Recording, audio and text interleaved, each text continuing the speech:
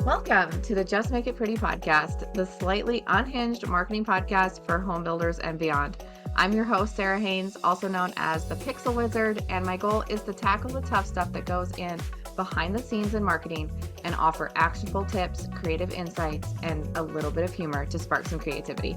I'm so glad you're here. Now let's get started. All right, everybody, welcome back to the Just Make It Pretty podcast, or welcome if you are new. We have a very special topic today I'm super excited about and a guest. So today we are talking about mental grit, dedication, and really owning your superpowers, especially while you're building a personal brand. And I have Cory Charles here with me today. I am so excited to talk to him, and I'm sure everybody already knows him. But Cory has just launched into this industry, has just made such a huge impact. He is the founder of the Superhero Mindset.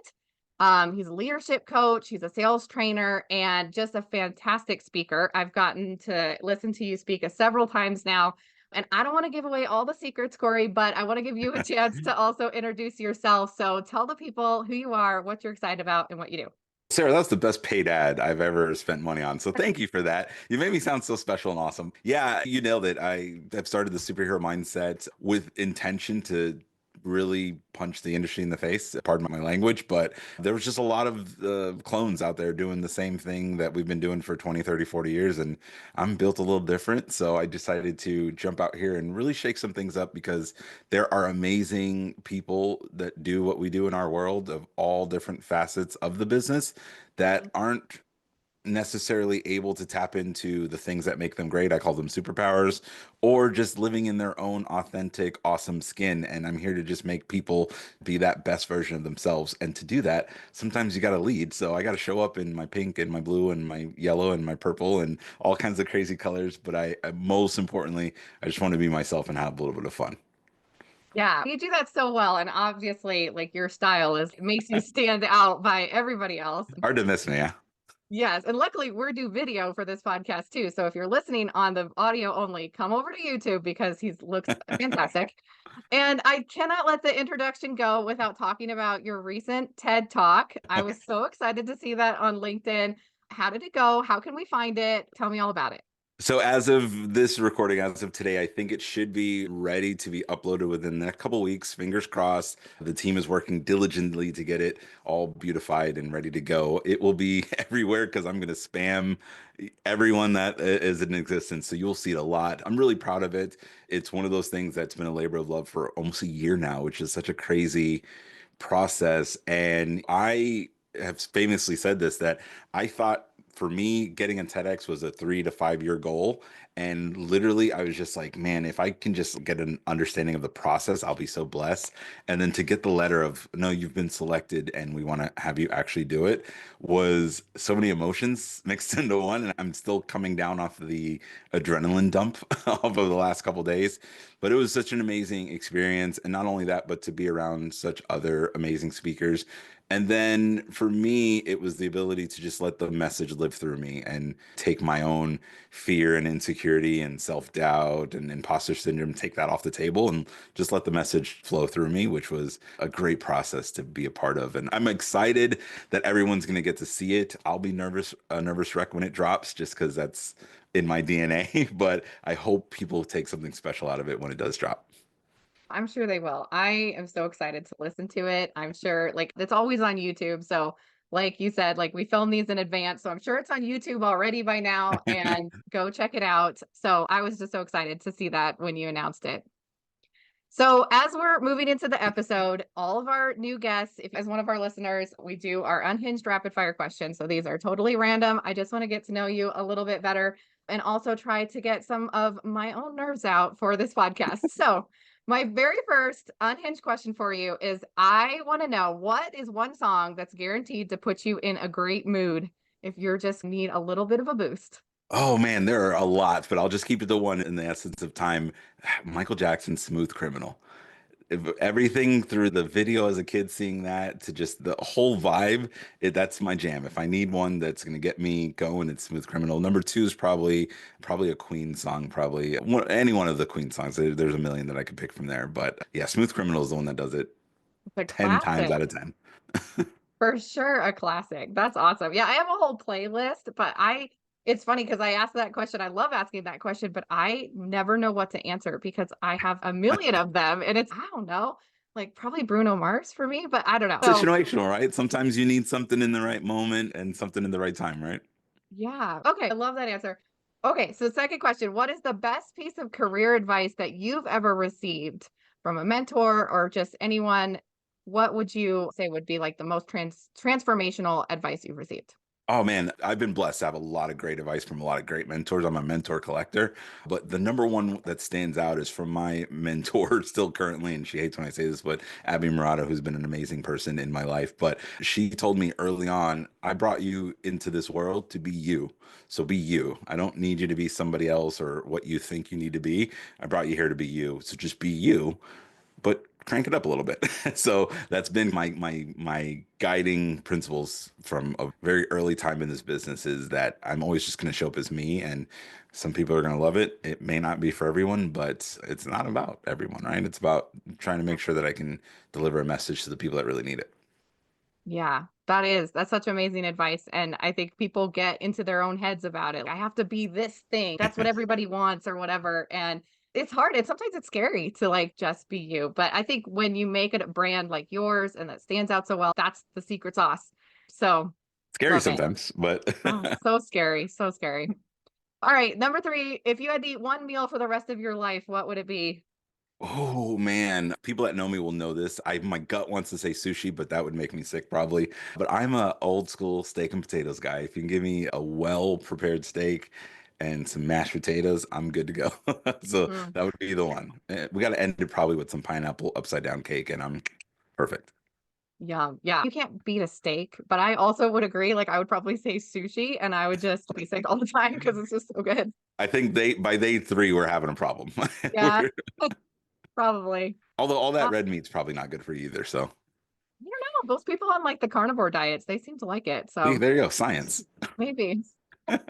Alright, last one. What is a skill or hobby you'd pursue if time and money wasn't an issue? Oh man, part of me thinks I'm like, I think I was a marketer in a past life because I just get geeked out over marketing so much. But something highly just irregular and dangerous. I really love like auto racing. I think I'd be like an F1 driver or something, Oh my but gosh. that is probably the most dangerous career there is. Oh my But gosh, that's so many thrills, I don't think I could handle yes, it. sometimes I think I'm a past professional wrestler though, because it comes across. If you've seen me, you have seen me, but if anyone else seen me speak, and my stage persona is very much in the vein of a old school professional wrestler. So maybe that's my gig. I should have went down that path.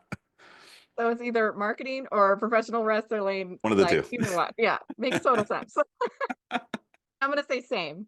No, I that's so funny. I think I've got like a million hobbies, and so I think I could just like skip from hobby to hobby for my entire life and just be the happiest ever. So that's like an impossible question. Right now, my hobby is crocheting, and I've just crocheted like a million things. I So love that. I'm gonna need a little crochet lightning bolts when you get a chance. yeah, that little pin, that would be cute. I could totally do that. Right now, I'm making stuffed animals for my kids, and I've got like 1,500 of them. It's been Holy like smokes. like they're everywhere now. All right, let's get into the episode. Like I said in the beginning, we're talking about personal branding, but more of just like your story and how to create that like electric presence. So, I want to talk about what people don't see. Like, you're in the spotlight all the time.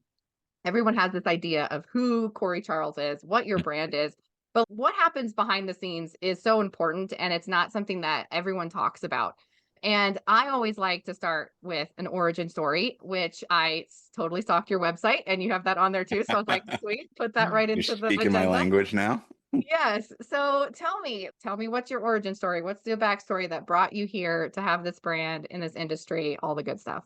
I will give you the short version because it's a long version, but the short version is that I was just a below average kid, if I'm being really transparent. I didn't do great at school. I could do good on the tests, but my ADHD brain didn't do well with schoolwork or sitting in my seat or not talking. So I just struggled my way through school. And I was definitely not the person that you would pick out and say, oh, that's going to be a salesperson. That is for so far from what my personality was. And I just like a lot of things in life, stumbled into sales by accident as a college kid that needed to make some money. And it's something that changed my world. But what I learned through that is not only could I struggle as a child, but I could struggle in sales as well. But the reason why I was struggling was really simple, is because I was given this really strict sales process that just didn't speak my language. It didn't speak to my personality. It just wasn't me. And even though I was told that's the way we do it, I was just like, I'm struggling with this verbiage so much. And once I finally was able to get through the hump by just getting really good at all the other things, I realized, man, there's got to be other people like me that are in this same role that are trying to, again, wear this mask that's not their own, wear this costume that doesn't fit. And that's exactly what I was doing, is wearing a costume that wasn't my personality, and it was never going to resonate at a high level. And once I figured out that, and I said, oh, cool. So how can I help other people figure that out and figure out what real looks like for them in their process, and what does great look like for them? Was a great journey. And then that transformed into, oh, well, if I can help salespeople, maybe I can help leaders too. And then it was like, oh, if I can help leaders, maybe I can help folks in marketing or online sales, and it just exploded into this idea of wanting to help people be the best version of themselves, whether that's in their personal lives or in their work lives, because these are conversations that we don't have. We talked about it earlier. You're expected to show up at work and be the person in this box. And I'm like, what happens if the people that show up to work are totally authentic? They're the best version of themselves, and they're bringing that person to work every day. That's a recipe for some amazing things. So that became my new mission, is to help people tap into that. Number one, I like to consider myself the lightning bolt that sparks that. But two, how do I get you to live that every single day, whether it's at home with your kids, whether it's with your spouse? And again, the place that we never talk about it is at work. So that's the origin of how I got to this place of really just wanting to make a huge impact in people's lives. I'm sneaking in through the professional door, but I hope to make change all across your lives. That's so amazing and such an important mission. And people, like you said, like they have this idea of how they're supposed to be and what your career is supposed to look like. And it's funny because they'll say, "Oh yeah, obviously I'm me." But like really truly being your authentic self, it just feels different. And Yes. like I think there's a lot of people that they think that's what they're doing and it's not. And like when you actually make that breakthrough, it's so incredible. Like I can't imagine you get to see that each day. That's so cool. It's funny, and you'll realize when you get there. And I think the first time that we met in person, you were one of the folks. I get a lot of people that see me or meet me in person. They go, "Oh, you're the same." And I go, "Yeah, I'm not wearing a costume, and not anymore. Now, I don't want to disparage anyone, because I wore a costume for 15 years professionally, so I get it. But when people see me show up today, they're like, "Oh, you're the same." Whether that's good or bad, I don't know, but it's very much what you see online is what you in person. I'm just showing up as me constantly, which takes away the strain of having to be other. If I can show up as, hey, this is what you get, like it or leave it, without being too outlandish, it makes life easier for me. And then I can concentrate on how can I get better at the things that I'm really good at. Yeah, no, that's totally true. You are. You're absolutely the exact same in person as you are when you're speaking or when you're on podcasts. And I think when I realized that, like I was wearing a mask, because I was definitely one of those people. I was like, no, this is just who I am. Like I just show up the same. And I really thought I was. And then my kids actually saw me working one day and they could not stop laughing. They're like, "Mom, who are you right now?" They're like, "That's not how you talk." They're like, "That's not you." And I was like, "What are you talking about? That's just my work voice or whatever." But I really opened my eyes. I was like, "Man, like I was putting on a show." Yeah, And I still do. I'm not perfect. So like that still happens all the time. But like when someone like your kids like tell you like, "Mom, what are you doing?" You're like, "Man, eye opener." Dang. exactly. The kids have this way of just giving you the truth, whether you ask for it or not, right? Yes, they're very honest. All right, you built this brand and you like show up as yourself every single day and there's so much like behind the scenes that doesn't get shown and that we don't always talk about. So, what do you feel like is the hardest part of being that face of this brand that is like preaching authenticity all the time and like you're showing up so like vulnerable, like how I would perceive is very vulnerable. What is the hardest part of doing that? Well, you nailed it, because that vulnerability is, I think, it's probably the been the latest evolution of who I am and how I show up is being willing. I think I've always been okay tapping into, especially as a sales trainer. I've always been the one that tapped into, hey, here's what I was really bad at when I was on the sales floor. Because I see a lot of sales trainers, and I don't want to knock anyone, but a lot of sales trainers show up to the model or show up to the sales office and they talk about how awesome they are and how they did things great for 10, 20, 30 years and they're perfect. And I'm like, I ain't never seen that. So I don't know where that came from. I'm all about, hey, listen, here's the things I did great, but more importantly, here's the things that you don't want to do because I did this and I was very bad at it. And now I've learned things and I can help you get past that. So that's always been my methodology as a sales trainer. But I think the deeper level is being willing to share the things that I've always kept really close to the vest, which it's funny because you share certain things and you think you're open, and then you realize that there's a layers. Okay, I'm open up until this point, and then no Mhm. one's getting in there. And that's been the new evolution is letting people into the totality of my world and what that looks like, which again is another ability to let me show up authentically because the days that I ain't got it or the days that ADHD is kicking my butt, I can say that, Yeah. where it's got me in 1,000 different places. I can say that and I can say that honestly and authentically, and it's not jarring to people. And I can just be the real me, which is such a relief, especially in a professional setting, because we hold back so much stuff and then it explodes in the wrong situations or to the wrong people. So that's been almost my free therapy, I should call it.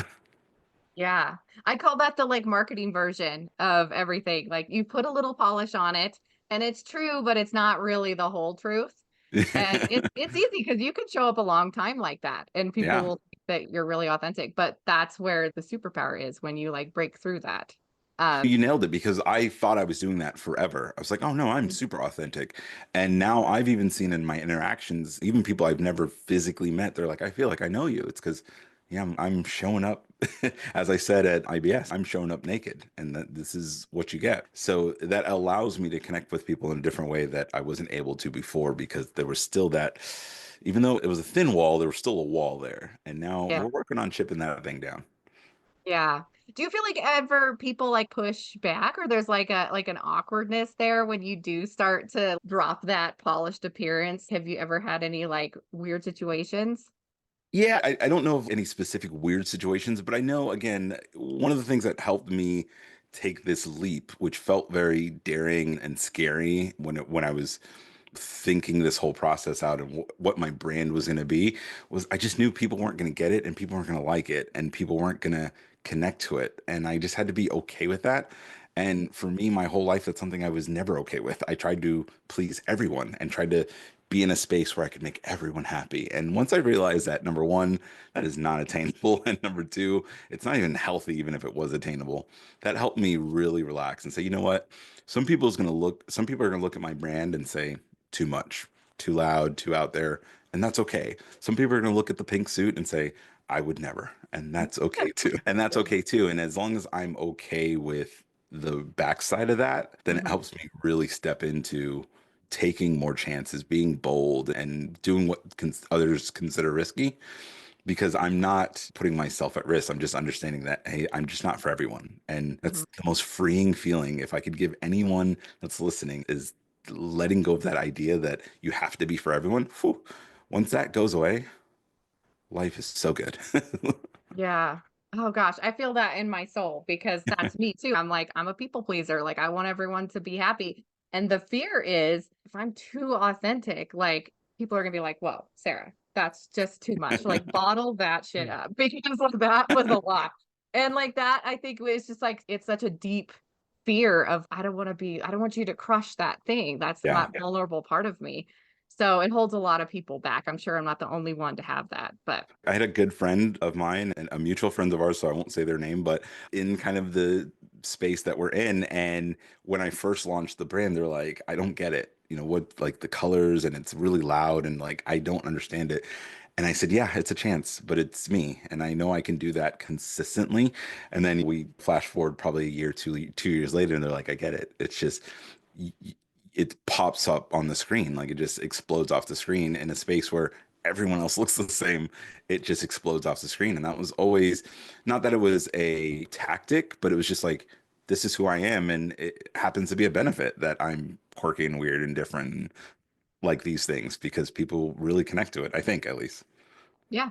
Yeah, and a lot of people, they're not gonna get it, and that's actually a good thing because that means you're doing something different, and a lot of people are so scared of doing something different, and they don't wanna use the colors for their brand that, everyone else, doesn't already have, and they just wanna keep in that safety zone, and especially when you're starting, I feel like when people don't get it, that's actually, like, thumbs up, like, you're doing something right because if everyone understands it instantly and everyone's, "Oh, yeah, you're just like this other guy," Yep.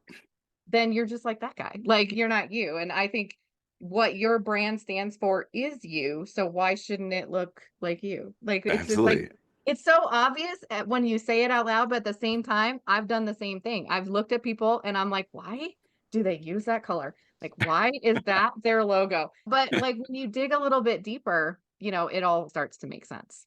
It's funny. I have one of the most amazing brand coaches in the world, Kate Ladon, and well, she started on my journey even before I started the business. And I told her I have this idea of what I think the business could be, but I think it's probably too out there.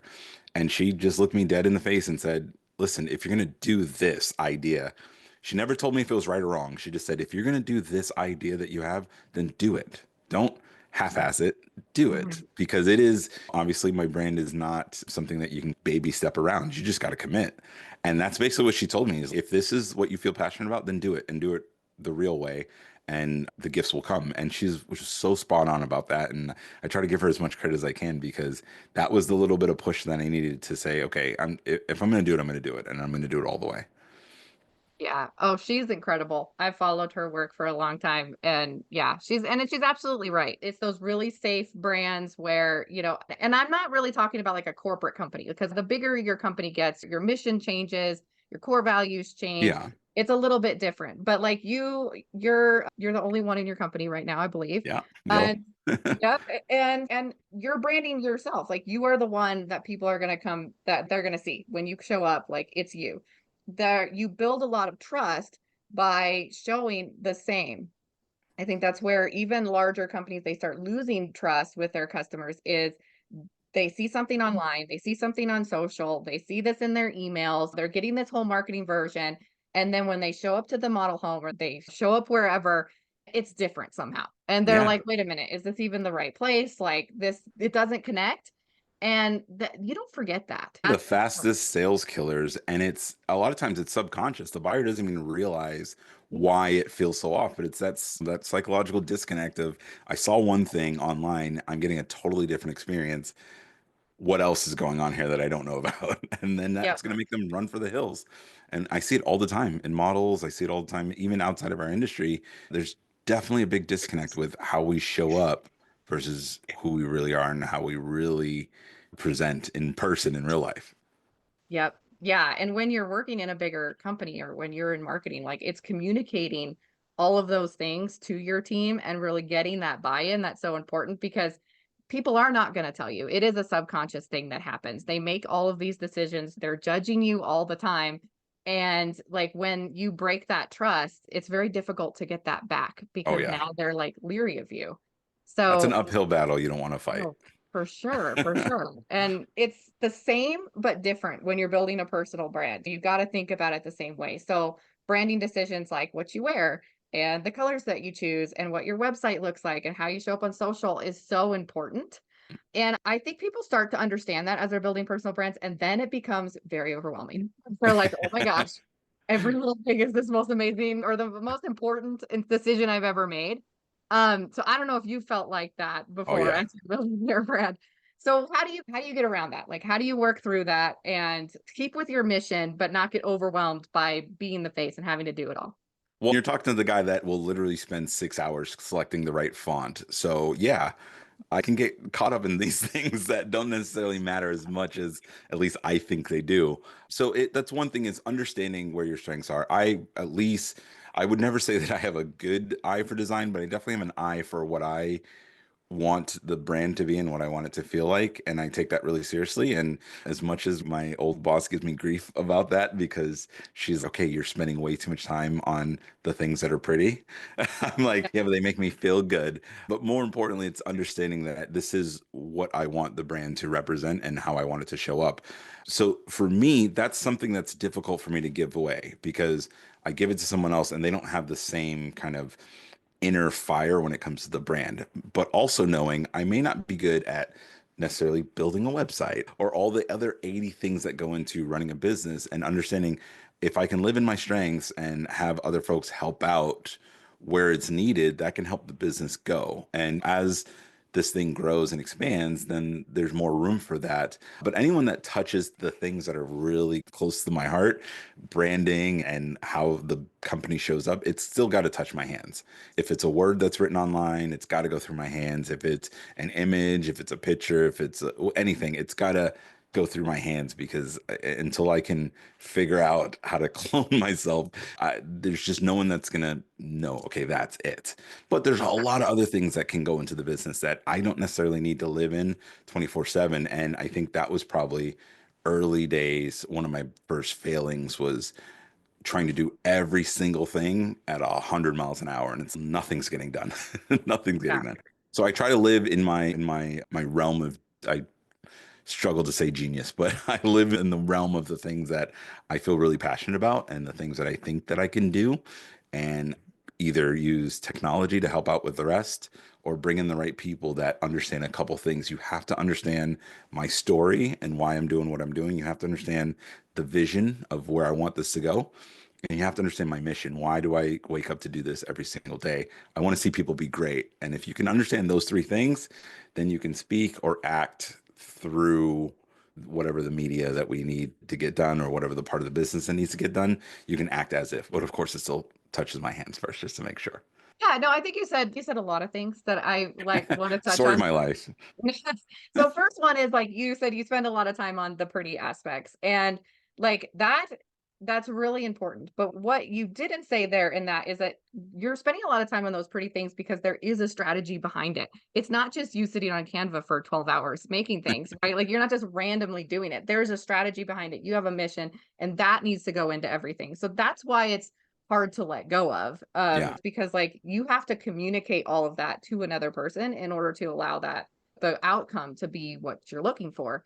And I definitely think a lot of people struggle with that just in general, whether you're building a personal brand, wherever you are, like communicating all of those things to another person it's a lot. And then the designers, they end up like becoming mind readers because they're like, okay, you're saying this, but you actually mean this other thing. And sometimes that can cause disconnects. So it's definitely difficult adding people. I know from my own experience building a business, I did every single thing. And I even had separate email addresses for myself as different people because I was like, I want it to seem like I'm more than one person. So I was 50 of us in here. right, yeah, just a lot of Sarahs at this company, she only hires Sarahs. But you have a ton of different roles, and, like, I've realized real quick, accounting's not one of my strengths. Hate it, like, such a Guilty. toxic like, horrible.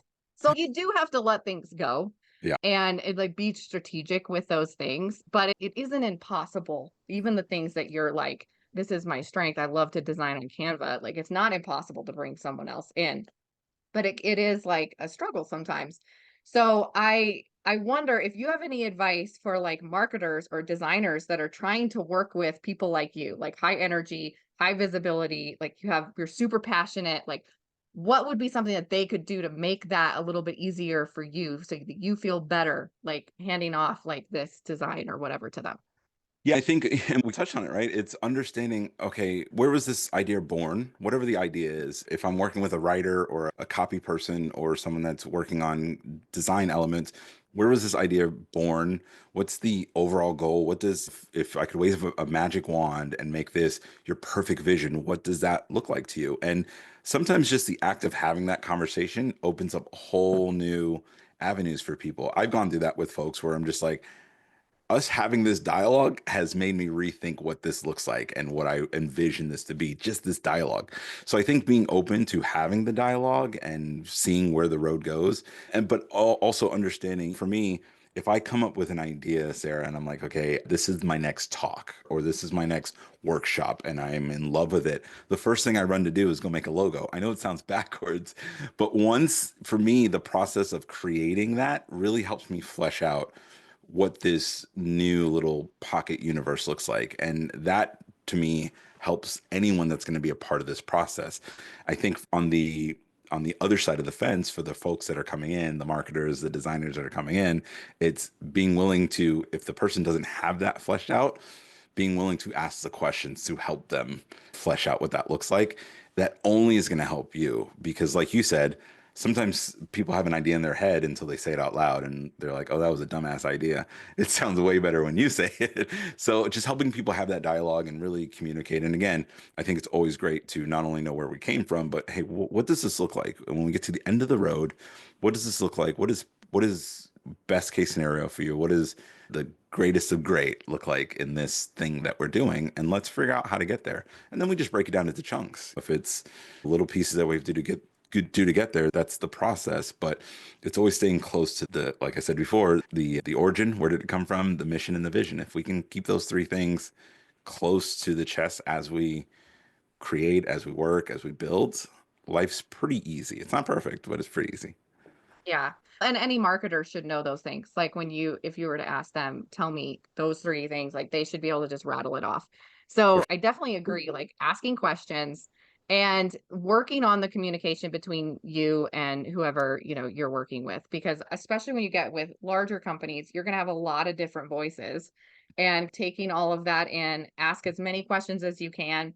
And then for all of the salespeople or the owners or the founders or whatever, like it does take some effort. You have to communicate and you have to go back and revise it and understand that marketers want to make you happy. So we're not trying to like just do our own thing over here. Like we want to make you happy. We want to make that vision come to life. It might take a couple times. It might take some tweaks, but that doesn't mean that we just don't get it. And it's just well, like totally over. it's like what we say with AI, right? Good data in, good data out. Same thing.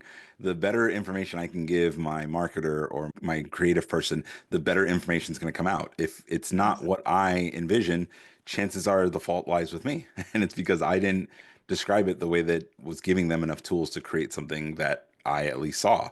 And through that process, the marketer's going to inform me when things don't make sense. If I tell you, hey, Sarah, I want my new logo to be purple and doo-doo brown, you're gonna be like, hey man, probably not a good idea. And then we got to talk about that. And there may be some examples of that color scheme, so don't hold me to that. But you get what I'm saying. That's where your job comes in to smooth around the edges and say, hey, listen, here's where my expertise comes in. I know you think that's a great idea, but let's talk through that and really explore it. And if you still feel that way, let's get on the rocket ship and figure it out. Yeah. Yeah. Generally, people don't just make decisions for no reason. So there's usually something behind there, like that purple means something to you. And Yep. let's figure out what that is and whether that means that the brand is actually going to be purple and brown at the end, or if maybe we could show that a different way. So sharing the vision behind it and the goals behind it and why you think that this is the direction is so important, because it doesn't mean if we change direction, it doesn't mean your marketer thinks it's wrong, because there is probably some really successful brand out there or campaign that use that exact same thing. We want to make your vision shine as bright as we can, and we want to make it as real as possible. And when it's all in your own head, it's a little bit easier to categorize it. But like when you start talking about it, then it's a little bit different. The process is different. I know a lot of like, I've been told a lot of times, they're like, oh, I just need you just to read my mind. It's okay. So in order for me to do that, you got to start talking, like say more words, because that's really the key. Yeah, that should be just a sign you have that says say more words. I Yeah. love that. Yeah. Okay, so before we wrap up, I want to talk about unlocking your superpowers, because you mentioned that a little bit before. And I know a lot of it is just like fear and overwhelm, and it just takes a little bit of that click. There's that moment that everybody like has when they break out of it and they're like, wow, that was it.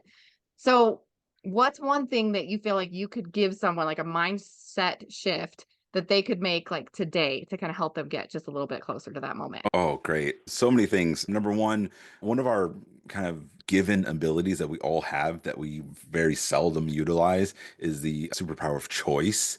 And that's one that we have to understand that no matter what our origin story is, no matter where we came from, no matter what circumstances we were brought up in or what cards we were dealt, none of that matters today. Yeah, that was part of the story, but you have a choice to write a whole new chapter. So that's the first thing is we make a series of choices every single day. Every choice we make matters. It's understanding that you have the ability to make choices and you don't have to follow the narrative that has led you up to today. So that's the first thing. And the second thing is we get so caught up on fear. And again, I say this with love because I lived in this space for many years. I won't say how many because then people guess how old I am, but many years I lived in this place of fear, especially fear of failure, being someone that failed a lot in my youth. Growing up, being really scared of failing anymore. It's like I can't take another failure. But understanding the big shift is that failure is not your enemy. And I think most people see it as the boogeyman and I'm going to fail and the world's going to come crashing down. When we start to see failure as a teacher, it changes everything because there's always a lesson in every failure. And now failures become something that I don't know that we run towards them, but we embrace them as part of the learning process and as something that we can use as a catalyst for growth. So I would say those two things is number one, don't run from the things that you could fail at because one, you may be wrong. Number two, if you're right and you fail, you're probably going to learn a lesson if you're smart. And two, it may actually be redirecting you to where you should be versus where you think you need to be. And then always utilizing that superpower of choice, that ability to say, yeah, I came from that upbringing. That was my origin story. It was bad. It was terrible, but I'm going to write a totally different story that is actually awesome. And now how do I get there? And that's the cool thing that I think is something I try to breathe every day and I try to share with as many people as possible because, man, those origin stories hold us back big time. But we can decide. Yeah, yeah, that was the story. Cool. But today is a whole new chapter. And how am I going to get to where I want to get to? Yeah. Oh gosh, it's so powerful. Yeah, I think that could help like almost every single person on the planet. I hope so. Because like we do, we all have like origin stories that kind of sucked. Like there are very few people out there that are like my childhood was perfect. I have zero trauma. Like we all Really have rare. super rare. I haven't met any of them. They might be out there and more power to them. But yeah, I read somewhere, I don't remember where I read this, but I say it to my kids all the time now. Anything that's scary, that's just an opportunity for you to be brave. And Yes. like that outcome after you've been brave feels so good. Like you just conquered this thing. And I want to give that to my kids. That's what I'm always telling them. I want to give you that feeling of having been brave and having won. So you have to just try. Just take one step. So my thing I always say is just that first step's the hardest. Just do that one today.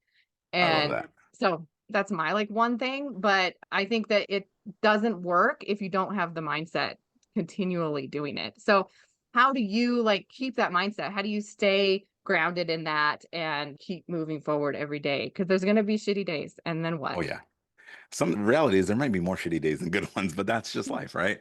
You're speaking my language because this is the talk that I just had. Hopefully that is available currently, but it's that first leap is always the scariest. That's where the panic sets in is that first leap. But once we can get past that fear, amazing things happen.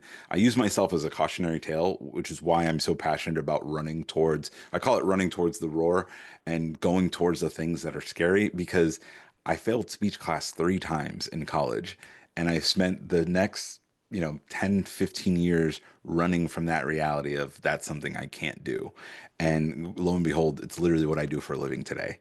Because a lot of times the big scary beast that's in front of us is blocking the path to exactly where we need to be. It's any of the stories in popular culture. It's usually the thing that's blocking your way. It's keeping you from where you should be. For me, it was I can't speak publicly. There's no way. And now I'm almost like a junkie when I get in front of a stage of a lot of people. I'm like, "Ooh, I need a fix." And that to me was my journey. So I use that as a cautionary tale. And that is always how I reframe new things that give me pause or worry or make me nervous. I go, remember that one time that you were terrified to do X? Look how that turned out. Imagine if the next thing I'm scared of turns out to be half as impactful as that. we'll be in a really great place because the ability to get on stage and speak and share a message has changed my life. And I fought it for 15 plus years. So Mhm. imagine if the next thing that's scary, I just run right towards it. What would my life look like? And I think that's a beautiful place to be. And acknowledging that I may fail, I may skin my knee, I may stub my toe, or whatever analogy we can make up. It may go sideways, and that's okay because I'm going to learn a lesson. And it's not an end, it's a redirection. And that redirection is a good thing. So looking at these failures as the only positives can come from it. I know it's hard in the moment, but looking at these failures as we got to take something good out of this, it really makes it a much easier pill to swallow to leap into the unknown, as I say. Yeah, absolutely. That's a but did you die? It's But no, did you die? it worked out. I really hope for everyone out there, if I could wish one thing, is that they have that person that like just pushes them and sees more in them than they see in themselves. And that's such a amazing role to play for someone. And yeah, I wish every person could have that because it makes such a huge difference. Yeah, absolutely. That's the foundation for the days where you don't really have the strength, or that inner critic is talking a little bit louder than they normally do, or you're feeling a little bit nervous because I say this all the time, my inner voice is an asshole. So sometimes I have to put him in his place, but sometimes I need a little bit of help and I need somebody else, a tag team partner, to step in and say, hey, listen, you know what you're doing, or at the very least, you feel really passionate about what you're doing, and passion can take you a really long way. So it's being able to put the right people around you and the right systems to help keep you out of these danger zones that we fall into sometimes, especially with that inner voice. That critic is something serious. Oh yeah, mine's a real bitch too. So I get it. All right, Corey, this has been so much fun. And thank you so much for joining me. I have loved this conversation. I think I could have you on 10 more episodes. We could talk Deal. about this for another whole entire day. But I want to give everyone else a chance to find you online. I'm sure they're all going to want to talk to you too. So if anyone wants to look you up, where should they go? Well, of course, you can go to the superhero mindset.co. That is .co. You will see me most often on LinkedIn. I think we've talked about it a couple times. I'm trying to be the mayor of LinkedIn is my goal. So I show up on there every day. I rarely miss a day. So definitely you can find me on LinkedIn as Cory Charles. You'll notice my name because it has a lightning bolt at the end. And on all the other socials, I am King Charles. You'll see me quite frequently on the other socials as well. But if you want the free sauce, I give away all the goodies on LinkedIn for sure. That is true. LinkedIn is like the place to be lately. It's awesome. I remember when LinkedIn was not cool, and I'm really glad that it's cool again because it is like a wealth of knowledge. If you're Um, scrolling and not sure you found me, just scroll and then you'll see like a yellow suit, purple suit, pink suit, blue suit. Okay, that's the one. Found him. Yep, that's a good one. All right. Anything else you want to tell the people about? Anything exciting coming up? Anything? You had your TED Talk, so that's got to be like the biggest thing. But anything else? Anything else you want the people to know? Well, just a snapshot of who I am. I walked off stage for my very first TEDx and I was very excited. And then within 10 minutes, I was in my notes app writing the title for my second one. So I'm on the hunt for my second TEDx because I think there's a lot more in the tank to give. And this is top secret. So it's probably going to be first to your viewers, but the book is coming soon. So we're in the throes of it. So the book will be out soon. I'm hoping for, I'm going to hold myself to the fire. I'm hoping to get it rocking this year. Hopefully mid to late summertime, we should have something concrete and out there for the world. I'm hoping to get that out there and really just get in as many rooms and stages as I can to help people be great. That's so exciting. My microphone really doesn't like it when I do high pitched squeals, but that's what I want to do about your book because that's so exciting. I will be on that like pre-order list for sure. Much appreciated. Thank you so much. And we will definitely be looking out for those things. So, any final words for everyone? My final words would be for anyone that is doing it scared right now, just do that first step today. I don't like to copyright infringe, but just do it is like the best slogan ever. So, Nike, just do it. So, what about you? Let's end. I I'll give appreciate that if you're going to copy infringe, just pick one of the biggest brands in the entire world. I love that. Let's go all the way. for sure. I will follow your lead. Let's go down on this sink and ship together. As I said in my probably now published TED Talk, Leap, Fail, Grow, LFG. I know we use LFG for other phrases, but for me, it is Leap, Fail, Grow. Don't be afraid to take the big, bold leap.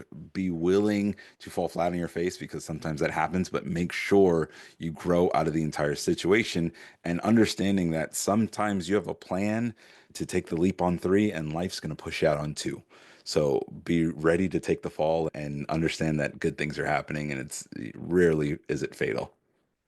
Absolutely. Absolutely. Awesome. Thank you so much. And I always do awkward outros, and I've been watching The Office lately. So I'm going to catch you on the flippity flip, just like Michael Scott. Bye, everybody. Thanks for listening.